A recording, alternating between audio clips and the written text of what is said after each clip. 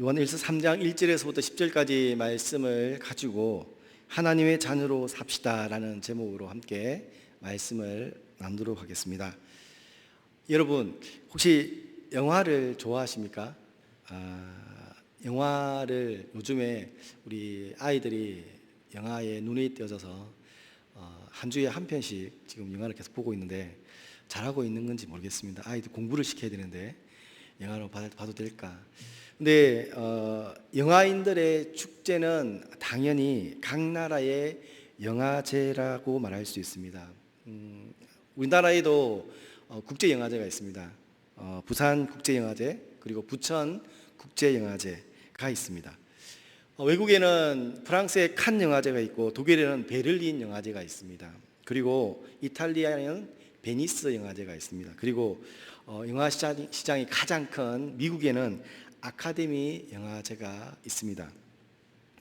세계화가 되면서 많은 영화가 쏟아져 나오고 또한 우리나라 영화도 그에 맞추어서 세계 시장에 진출하곤 합니다.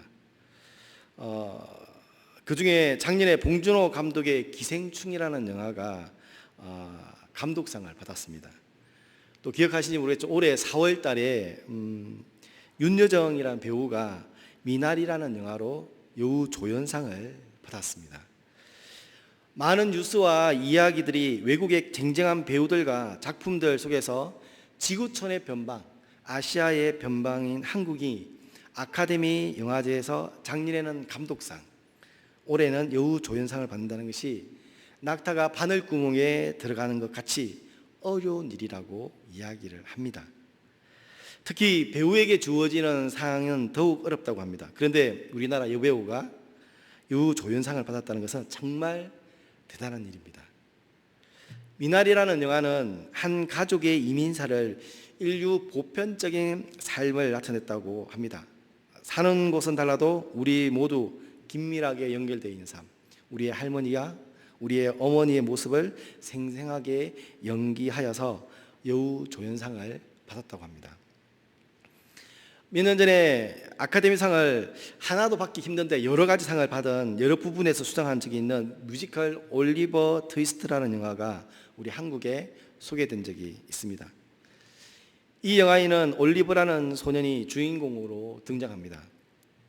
이 소년은 거리에서 배회하는 어린아이들을 데려다가 밥을 먹여주고 재워주면서 거리에서 소매치기를 하도록 강요하는 소매치기단에 소속되어 있었습니다. 그런데 소년들 가운데 올리버는 성격이 순진하고 착해서 소매치기의 실적이 가장 좋지 못하였던 아이였습니다. 그러던 어느 날 올리버는 친구들과 함께 소매치기를 하다가 발각이 되고 맙니다. 결국 올리버만 붙잡혀 재판을 받게 되었습니다. 그러다 이 사건으로 인하여 올리버는 한 부유한 백작의 가정의 양자로 입적되었고 그 후에 올리버는 엄청난 변화가 일어나게 됩니다. 올리버는 백작의 가정에 입양됨으로써 비참하고 어두웠던 소매치기라는 죄의 사슬에서 벗어나 행복한 백작의 아들로 다시 태어났고 이전과는 전혀 다른 삶을 살아갈 수 있었습니다. 이 올리버가 결국 누구입니까? 바로 우리 그리스도인이라는 것입니다. 우리는 과거 죄악 가운데 태어나 죄악 가운데서 방황하며 살았습니다. 우리는 하나님의 심판을 받아 멸망할 수밖에 없는 그런 존재들이었습니다. 그런 우리들을 하나님께서 일방적으로 택하여 주셔서 하나님의 자녀로 삼아 주셨다는 것입니다. 하나님의 집에 우리를 입양해 주셨다는 것입니다. 그러기에 우리는 하나님의 자녀인 것입니다. 하나님의 자녀된 우리는 마땅히 하나님의 자녀답게 살아야 한다는 것입니다. 그렇다면 어떻게 사는 것이 하나님의 자녀답게 사는 것일까요? 하나님께서는 오늘 본문을 통해 그 답을 제시해 주고 있습니다. 오늘 본문은 하나님의 자녀가 된 성도가 하나님과 올바른 관계에 장애를 가져오는 불법을 하지 않으며 또한 한 걸음 더 나아가 의를 행하기 위해 힘써야 함을 우리에게 말씀해 주고 있습니다. 오늘 본문은 크게 두 부분으로 나누어 볼 수 있습니다. 그 첫 번째 부분은 1절에서 2절까지의 말씀으로서 여기에는 성도의 신분이 기록되어 있습니다. 먼저 요한은 성도들에게 하나님의 자녀로 소개하고 있습니다. 하나님의 자녀가 된 성도에게는 다음과 같은 특징이 있습니다. 먼저 성도는 하나님의 특별한 사랑과 보호를 받는 존재로서 세상 사람과 거룩한 구별됨이 있다는 것입니다. 즉 성도 자신은 하나님의 자녀가 되었다는 사실을 분명히 알고 있었지만 세상이 이를 알지 못하는 것은 그들이 하나님을 알지 못하기 때문입니다. 그들이 하나님을 알지 못하기 때문에 우리가 하나님의 자녀 되었다는 사실을 모르고 있다는 것입니다. 또한 성도는 현재 불신자와 섞여서 이 세상에 살고 있지만은 그들과 달리 예수 그리스도께서 이 땅에서 재림하실 때 주님과 함께 영광스럽게 될 자라는 것입니다. 2절 후반전에 있는 말씀, 그와 같을 줄을 아는 것은 그의 참모습 그대로 볼 것이기 때문이다 말씀이 기록되어 있습니다. 이 말은 성도가 하나님과 같이 될 수 있는 것은 성도가 그분을 볼 수 있기 때문이고, 이 사실 자체가 우리도 그와 같이 되리라는 사실이 내포되어 있는 것입니다. 따라서 하나님의 자녀가 된 성도는 주와 함께 영광을 얻기 위하여 그리스도의 장성한 분량에 충만한 데까지 자라는 성화의 삶을 살아야 한다는 것입니다. 여기에서 요한은 성도가 이 세상 사람들과는 확연히 구별되는 거룩한 삶을 살아야 할 필요성을 우리에게 보여주고 있습니다. 두 번째 부분은 3절에서 7절까지의 말씀입니다. 하나님의 자녀된 성도는 이 세상에서 불신자들과 삶의 목표가 전혀 달라야 한다고 우리에게 말씀해 주고 있습니다. 또한 마땅히 하나님에 대한 불법을 하지 말아야 함을 언급하고 있습니다. 즉 성도는 하나님의 자녀로서 신분을 가진 만큼 하나님을 본받아 거룩하고 순결하고 온전한 삶을 살기에 힘써야 한다는 것입니다. 또한 성도의 삶은 궁극적인 목표가 그리스도의 장성한 분량에 충만한 데까지 자라는 것이므로 불법하지 않고 의를 행함으로써 하나님 안에 거하는 삶을 살아야 한다고 요한은 우리에게 말씀해 주고 있는 것입니다. 또한 6절에 있는 말씀, 그 안에 거하는 자마다 범죄하지 아니하느니라는 말씀은 그리스도께서 우리를 죄를 없애려고 나타나셨기 때문에 그 안에 거하는 자마다 죄를 범하지 않아야 한다는 것입니다. 그래서 본문은 우리 그리스도인들이 어떠한 삶을 살아야 하는지를 다음 몇 가지를 제시하고 있습니다. 그 첫 번째가 하나님께서는 우리가 아버지의 사랑으로 하나님의 자녀가 되었다라고 말씀하십니다. 본문 1절 말씀 우리 같이 한번 읽어보도록 하겠습니다. 본문 1절 말씀 같이 읽겠습니다. 시작. 보라, 아버지께서 어떠한 사랑을 우리에게 베푸사 하나님의 자녀라 일컬음을 받게 하셨는가. 우리가 그러하도다. 그러므로 세상이 우리를 알지 못함은 그를 알지 못함이니라. 아멘. 하나님께서는 우리를 하나님의 자녀로 삼으시기 위해 우리를 죗값으로 그의 독생자를 희생시켰습니다. 본문 1절 말씀처럼 보라, 아버지께서 어떠한 사랑을 우리에게 베푸사라는 말, 그 말씀의 표현 속에는 놀라움이 담겨져 있고, 또한 사도 요한의 유명한 말, 하나님이 세상을 이처럼 사랑하사라는 말씀을 상기시켜 줍니다. 하나님이 이 세상을 이처럼 사랑하사 독생자 아들 예수 그리스도를 우리에게 주셨다는 것입니다. 그 사랑이 우리에게 있기 때문에 하나님의 자녀로서 그 사랑을 가지고 살아가야 한다고 우리에게 말씀하고 있는 것입니다. 인간의 출생은 부부간의 사랑의 결실입니다. 사도 요한은 이러한 사실에 근거해서 하나님께서 우리를 영적으로 낳으신 것을 아버지로부터 하나님이 주시는 사랑의 결실로 보여주고 있다는 것입니다. 또한 본구절에서 아들들이라는 용어 대신 자녀들이라는 용어를 사용하였는데 이것은 매우 적절한 표현이라고 말할 수 있습니다. 그것은 우리가 하나님의 피조물인 동시에 하나님의 성령을 통하여서 하나님의 영적 자녀가 되었다라고 강조하고 있는 것입니다. 그리고 우리가 그러하도다라는 말 속에는 우리 성도들이 하나님의 자녀라는 이름뿐 아니라 사실상 하나님의 자녀의 내용도 함께 가진다는 뜻을 내포하고 있습니다.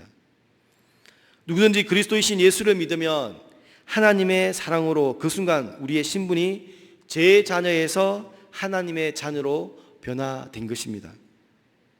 이러한 자녀의 신분 속에는 우리가 하나님의 보살핌과 보호하심과 인도하심을 요구할 합법적인 권리가 있다는 것입니다. 그리고 하나님께서도 우리에게 필요한 모든 것을 공급해 주실 책임을 갖고 계신 것입니다. 따라서 우리는 신앙생활을 하면서 우리가 그리스도로 말미암아 신분이 상승하고 하나님의 자녀가 되었다는 사실을 항상 기억해야 한다는 것입니다. 그리스도인들이 하나님의 자녀가 되었다는 사실 이전체 다시 죄악의 사슬에 묶여서 옛 생활을 고집할 수는 없습니다. 하나님의 자녀는 하나님의 자녀답게 살아야 하는 것이 마땅할 줄 믿습니다. 우리가 이러한 사실을 완전히 받아들이고 하나님께서 우리에게 공급해 주시는 그 양식을 먹고 양육될 때 우리는 모든 인간적인 삶을 하나님께 전적으로 헌신할 수 있다는 것입니다. 그렇다면 우리가 하나님의 자녀답게 살아야 한다는 것은 지금 이 땅에서 삶을 어떻게 살아가야 하겠습니까? 또한 하나님의 나라를 유업으로 이어받은 완전한 하나님의 상속자로서 우리는 이 땅의 삶을 어떠한 자세로 살아가야 하겠습니까? 그 대답은 성도는 미래적 소망에 대한 믿음을 가지고 인내함으로 현재의 삶을 살아야 한다는 것입니다. 그래서 바울은 로마서 8장 17절에서 이렇게 말씀하고 있습니다. 자녀이면 또한 상속자 곧 하나님의 상속자요 그리스도와 함께한 상속자니 우리가 그와 함께 영광을 받기 위하여 고난도 함께 받아야 할 것이니라 라고 말씀하고 있는 것입니다. 즉 성도는 그리스도의 영광의 자리에 동참하기 위해 현재적 고난을 굳건히 견뎌야 한다는 것입니다. 그것은 그리스도께서 고난 받으신 후에 누구도 형언할 수 없는 영광에 들어선 것과 같이 우리 성도 역시 현재의 삶 이후에 그와 같은 영광에 들어가야 한다는 것입니다. 어제 우리 장로님 은퇴하신 장로님 몇 분과 함께 다가를 나누는 시간이 있었습니다. 장로님 한 분 중에 한 분이 그런 이야기를 하셨습니다. 이 코로나 시대를 보면서 성경에 기록되어 있는 쭉정이와 알곡이 정말 표가 난다. 우리가 코로나 이전의 시대에 이 성전에 가득 차서 많은 사람들이 함께 예배하고 즐거워하고 기뻐하고 사역하였는데 누가 쭉정이었는지 누가 알곡이었는지 몰랐다. 그런데 코로나 시대가 딱 터지고 나서 교회에서 예배 드리지 않고 또 여러 시간이 지나서 교회에서 예배 드리고 자리에 딱지가 붙어서 그 자리에 한 명씩 앉았을 때에 다 둘러보니까 그제서야 그 장로님이 하신 말씀이 우리 교회 알곡들이 여기 있었구나. 알곡과 쭉정이가 갈라지는 것들을 보았다는 것입니다. 동일하게 우리는 코로나 시대에 살아가면서 고난을 받고 있습니다. 두려움에 떨고 있습니다. 정작 쭉정이는 그 두려움 속에서 세상의 것을 바라보고 세상으로 나아갔습니다. 그런데 알곡은 그 두려움과 어려움 속에서 주의 전에서 예배하고 기도하면서 하나님의 뜻을 구하고 하나님과 함께 고난을 받고 고난을 받는 사람들을 위해서 중보하고 있는 자들의 모습들을 보았다는 것입니다. 그러므로 성도 여러분, 우리로 하여금 하나님의 자녀가 될 수 있도록 하신 그 하나님의 사랑에 감격하고 감사합시다. 세상 사람들은 나를 몰라도 오직 그분만이 나를 알아주신다는 깨달음으로 이 세상을 넉넉히 이겨가는 성도들이 되시기를 간절히 소망합니다. 지금도 우리는 구원받은 하나님의 나라의 백성으로서 의인이지만 마지막 날에 이르러는 하나님이 온전하신 것 같이 온전해질 것입니다. 그 마지막 날에 우리가 쭉정이가 아니라 알곡으로서 하나님의 곳간에 채용을 받는 그런 귀한 성도들이 되시길 바랍니다. 이 사실을 확신하고 미래에 자신의 영광된 모습을 소망하며 현재의 삶을 살아가시는 저와 여러분 되시기를 주의 이름으로 축원합니다. 둘째, 하나님께서는 하나님의 자녀가 된 사람들에게 소망을 소유해야 한다고 말씀하십니다.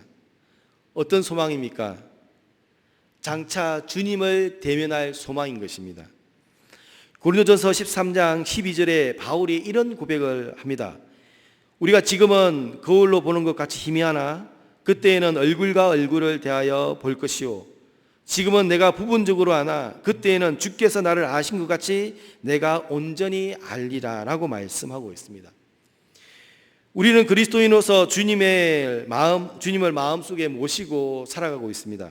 그러나 주님의 모습을 말한다 하면서 아무래도 희미할 수밖에 없습니다. 얼굴과 얼굴을 대하고 실물을 바라본 것과 같은 것은 분명한 차이가 있습니다. 그런 관계로 자꾸 어떻게 됩니까? 확실하게 보이는 사람에게 시선이 빼앗기고 납니다. 눈으로 확인할 수 있고 손으로 만질 수 있는 물질 세계에 빠져들고 맙니다. 무언가를 분명히 본다는 것은 이만큼 중요합니다. 하나님이 잘 보이지 않기 때문에, 하나님께 간구하는데 하나님께서 말씀해 주지 않기 때문에, 하나님이 계신가? 하나님이 과연 나와 함께 동행하시는가? 하나님이 이 어려운 상황 속에서 나를 이끌어내신가? 이 구렁텅이에서 나를 건져내 주시는가? 라는 의문점이 계속 들다 보니까 내 눈에 보이는 세상의 것, 세상의 물질, 세상의 권력, 이것에 눈이 간다는 것입니다. 이것에 빠져든다는 것입니다. 그러기에 우리는 하나님의 자녀로 살아가려면 무엇보다도 주님을 분명하게 볼 수 있어야 합니다. 그러나 그것은 현실적으로 불가능한 일입니다. 그래서 대안으로 우리에게 주신 것이 무엇입니까? 소망입니다. 멀지 않은 장래에 내가 주님을 대면할 수 있으리라는 소망, 그 소망으로 우리는 자녀의 삶을 유지해야 한다는 것입니다. 그런데 문제는 이 소망마저 자꾸 흔들린다는 데 있습니다. 멀지 않은 장래에 내가 주님을 만나게 되겠지, 그때 부끄럽지 않으면 내가 좀 더 잘 살아야지 생각하다가 또 현실적인 문제에 부딪히면 눈앞에 펼쳐지는 세상적인 삶에 휩싸이다 보면 자신도 모르는 사이에 주님을 만난다는 생각은 강고도 없고 세상 취미에 지에 있는 자신을 발견하게 됩니다. 그래서 우리에게 필요한 것이 무엇입니까? 바로 이 하나님의 말씀인 것입니다. 이 하나님의 말씀은 장차 우리가 주님을 대면한다는 사실을 일깨워주는 책입니다. 말씀을 읽고 듣는 일이 내 삶의 소중한 일부가 되어야 합니다. 말씀을 가까이 하지 않고는 결코 주님을 대면하게 되리라는 생각을 지켜나갈 수 없다라는 것입니다. 어느 교회 목사님이 예화로 들려준 이야기입니다. 이 이야기가 제 귓가에 계속 맴돌아서 이 이야기를 여러분에게 나눠주고 갑니다. 어떤 여인이 있었습니다. 이 여인은 자신을 무척이나 아껴준 남편과 세 아들을 둔 다복한 여인이었습니다. 그런데 이 여인의 삶에 불행이 닥쳐오기 시작하였다고 합니다. 큰 배에 선장이던 남편이 그만 바다에서 조난을 당하고 생사불명이 되었다고 합니다. 그런데 큰아들이 아버지를 찾겠다며 선언이 되었습니다. 어머니가 아무리 만류해도 막무가내였습니다. 그런데 그 아들 역시 바다에서 목숨을 잃고 말았습니다. 그런데 남편과 큰아들의 이런 슬픔이 채 가시기도 전에 둘째 아들이 배를 타겠다고 합니다. 그리고 어머니는 길을 쓰고 말렸지만 둘째 아들 역시 어머니 몰래 배를 타고 나가버렸습니다. 그런데 설상가상으로 그 아들마저 죽고 말았습니다. 이제 어머니에게 남은 것은 막내 아들뿐이었습니다. 그 아들까지 배를 타겠다고 나서지 않을까 어머니는 늘 마음을 졸였습니다. 그런데 낌새가 이상하였습니다. 아무래도 마음이 놓이지 않아서 교회 목사님을 찾아가 상담을 했습니다. 하루는 목사님이 그 아들을 직접 만나볼 겸 그 집을 방문하게 되었습니다. 우연히 거실을 돌아보다가 목사님의 시선이 한 곳에 머물게 되었습니다. 그곳에는 시원한 바다를 배경으로 해서 멋진 성장의 복장을 하고 있는 큰 배 갑판에 서 있는 아버지 사진이 떡 걸려 있는 것입니다. 그 목사님은 부인에게 이 사진을 떼고 다른 사진을 붙이라고 이야기를 했습니다. 그 부인은 어린 아이들이 어린 시절 아버지와 정원에서 뛰놀며 찍은 사진을 거기에 걸었습니다. 그 후 막내 아들은 선원이 되겠다는 꿈을 포기하고 평범한 가장으로서 어머니를 모시고 잘 살았다는 이야기입니다. 이 이야기에서 우리에게 무엇을 이야기해 줄까요? 무엇을 바라보느냐 하는 것이 가장 중요하다는 것입니다. 넓은 바다를 배경으로 하고 서 있는 아버지의 멋있는 모습을 보고 자란 아들들은 아버지를 따라 바다로 가려 했던 것은 너무나도 당연한 일일 것입니다. 그러나 목사님의 지혜로 바다 사진이 평범한 가정의 모습을 담은 사진으로 바꾸게 되자 막내 아들의 삶이 바뀌게 되었던 것입니다. 말씀을 통해 내 인생의 그림을 그리는 우리가 되어시길 바랍니다. 말씀을 통해 내가 어떤 그림을 그리고 가야 되는지를 우리는 보아야 되겠습니다. 훗날 하나님 앞에 서 있는 나를 그려보시길 바랍니다. 그리고 나를 품어주시며 내 어깨를 다독해 주시는 그 주님을 우리는 그려보아야 할 것입니다. 어느덧 내 머리 위에는 멸관이 씌어져 있고 나를 환영하는 빵빠레가 울려 퍼지는 가운데 풍성한 잔치 자리에 주님과 함께 걸어가는 나의 모습을 그려보시길 바랍니다. 우리의 남은 날 동안 말씀을 통해 이런 그림들을 그려갈 수 있다면 우리는 능히 하나님의 자녀로서의 삶을 살아갈 수 있을 것입니다. 셋째, 하나님께서는 하나님의 자녀가 된 사람들에게 죄에서 떠나 의로운 생활을 하라고 말씀하고 있습니다. 죄짓지 않고 사는 삶, 이것은 누구나 원하는 삶입니다.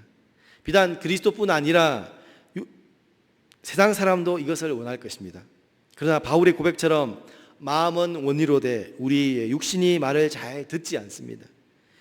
마음에 원하는 선은 행하지 못하고 원치 않는 악을 행하는 것이 우리들 아닙니까? 이러니 어떻게 하면 좋겠습니까? 성인 아이 치유를 위한 12단계라는 책이 있습니다. 이 책의 임상 실험 프로그램을 정리해 놓은 책인데 책의 내용을 이 자리에 다 소개할 수는 없고 12단계를 간략하게 소개하면 다음과 같습니다. 1단계는 자신이 심각한 상태에 있음을 인정하는 것. 2단계는 그런 자신을 회복될 수 있음을 믿는 것입니다. 3단계는 하나님께 내 삶을 맡기기로 작정한 것입니다. 4단계는 우리 자신들에게 자신을 회복시켜 줄 수 있는 도덕적인 행위 목록들을 정리하는 것입니다. 5단계는 하나님과 사람들에 대해서 내가 저지른 크고 작은 모든 잘못들을 그대로 인정하는 것입니다. 6단계는 자신의 성격적 결함을 하나님께 고칠 수 있도록 준비하는 것입니다. 7단계는 하나님께서 나의 단점을 고쳐달라고 메어 달리는 것입니다. 8단계는 우리가 해를 입힌 사람들에게 보상하는 길을 자발적으로 찾는 것입니다. 그리고 9단계는 다른 사람들에게 해가 되지 않는 범위에서 가능한 직접적으로 계속 피해들을 보상하는 것입니다. 그리고 10단계는 자신이 도덕적으로 잘못을 범했을 때 즉시 인정하는 것입니다. 11단계는 기도와 묵상을 통해 하나님과 의식적인 접촉을 계속 유지해 가는 것입니다. 이때 기도는 하나님의 뜻을 이행하기 위해 필요한 능력을 강구하는 내용이어야 합니다. 그리고 마지막 12단계는 이 단계적인 과정의 결과를 확인하고 적용하는 것이라고 성인아이 치료 12단계를 이야기를 하고 있습니다. 간략하게 말씀드리면 제대로 이해되지 않을 것입니다. 그런데 핵심적인 내용은 이렇습니다. 죄를 지을 수밖에 없고 잘못을 범할 수밖에 없는 자신의 한계를 인정하라는 것입니다. 인간이기 때문에, 사람이기 때문에 죄를 지을 수밖에 없고 잘못할 수밖에 없는데 그 상황을 인정하라는 것입니다. 그와 동시에 그런 못난 나 자신이지만 하나님의 은혜로 얼마든지 회복될 수 있다는 것입니다. 그러니 하나님께 맡기라는 것입니다.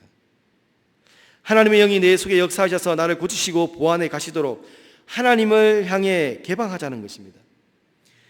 그러면 하나님께서 내가 구체적으로 무엇을 행해야 되든지 도덕적 지침을 주신다는 것입니다.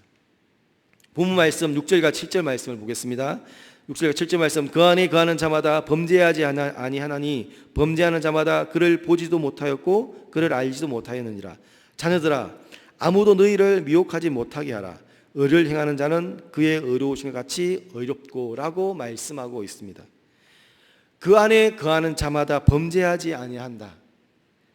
이 말씀은 성도가 습관적으로 범죄를 일삼지 아니한다는 말씀이니 전혀 죄를 범하지 않은 일이 없다는 뜻으로 보면 아니 될 것입니다. 여기서 범죄하지라는 말의 원문을 보면 현재형으로 기록되어 있습니다. 이것을 보아 이 말은 상습적인 범죄를 의미합니다. 그리고 그를 보지 못하였다라는 의미는 그리스도를 육체적으로 보지 못하였다는 것을 말하고 있습니다. 따라서 죄를 상습적으로 범하는 자는 그리스도를 영적으로 보지 못하고 또 알지 못한다라는 말씀입니다. 마찬가지로 의를 행하는 자는 이란 말은 계속해서 의로움을 행하는 현재의 삶을 말하고 있는 것입니다. 속담에 바늘 도둑이 소득된다는 말이 있습니다. 이 말은 조그마한 나쁜 습관이 커져서 결국 엄청난 범죄를 저지르고 거기에서 헤어나올 수 없는 상태를 말하고 있는 것입니다. 이것은 죄란 전염성이 있고 중독성이 있다는 말과 동일한 것입니다. 따라서 우리 인간은 너무나 쉽게 죄에 물들고 거기에서 나도 모르게 빠져들게 된다는 것입니다. 우리가 먼저 이러한 죄의 사슬을 해방하기 위해서 나 자신을 하나님 앞에 철저히 부정하고 내가 죄인이라는 사실을 인정하고 고백하는 자세가 필요하다는 것입니다. 나 자신이 죄로 말미암아 죽을 수밖에 없고 죄를 이기고 극복할 힘이 없는 연약한 존재라는 사실을 깨닫고 예수 그리스도의 도움을 철저하게 요청할 때 거기서부터 회개와 용서가 시작되어진다는 것입니다. 그리고 악을 선으로 이기라는 말씀처럼 죄 가운데 빠져서 자신을 정죄하며 살아가기보다는 오히려 적극적으로 하나님의 의를 행하는 삶을 살 때 우리는 하나님의 자녀답게 살아갈 수 있다는 것입니다. 말씀을 맺겠습니다. 사랑하는 안동성부교회 성도 여러분, 우리들 자신을 가만히 되돌아보십시오. 내가 예수를 믿지 않고 이제까지 살아왔다면 내 모습이 어땠을까 한번 상상해 보십시오. 만일 내가 이 자리에 있지 않냐고 지금도 세상 밖에서 세상 사람과 동일하게 죄를 짓고 살아가고 있는 나의 모습을 한번 그려보십시오. 아마 세상에 속한 사람처럼 오늘도 세상 재미에 취해 살고 있었을 것입니다. 그러나 감사하게도 우리는 하나님의 자녀가 되었습니다. 우리의 신분 자체가 바뀌었습니다. 하나님의 자녀가 된 우리는 마땅히 하나님의 자녀답게 살아야 할 것입니다. 어떻게 하나님의 자녀답게 살 수 있습니까? 우리를 향하신 하나님의 사랑을 깊이 깨달아야 한다는 것입니다. 하나님은 천하보다 우리를 사랑하십니다. 독생자를 버리시기까지 우리를 사랑하십니다. 하나님은 내가 세상에서 받을 수 있는 그 어떠한 사랑보다 더 큰 사랑을 나에게 주셨고 우리에게 주셨습니다. 우리는 머지않아 주님을 대면한다는 소망을 가지고 살아야 합니다. 말씀을 통해 내 마음에 그런 그림을 그려보시길 바랍니다. 내가 주님을 대면할 때 주님께서 나를 반겨 맞아주시는 그 그림을 그려보시길 바랍니다. 체국잔치의 자리로 인도함을 받는 나 자신의 모습을 그려보시기를 바랍니다. 그리고 그 그림을 바라보느라면 오늘 내가 당하고 있는 모든 고난이 장차 누릴 영광에 좋게 비교할 수 없음을 깨닫게 될 것입니다. 그런가 하면 우리는 죄에서 떠나야 합니다. 죄에서 떠나려면 영적으로 성장해서 자기 통제력을 키워가는 것 외에 달리 길이 없을 것입니다. 영적 성장을 위해서 기도하시길 바랍니다. 우리 모든 영적 수고를 아끼지 않고 결국 자라게 하시는 분은 하나님이시라는 사실을 믿고 나아가시길 바랍니다.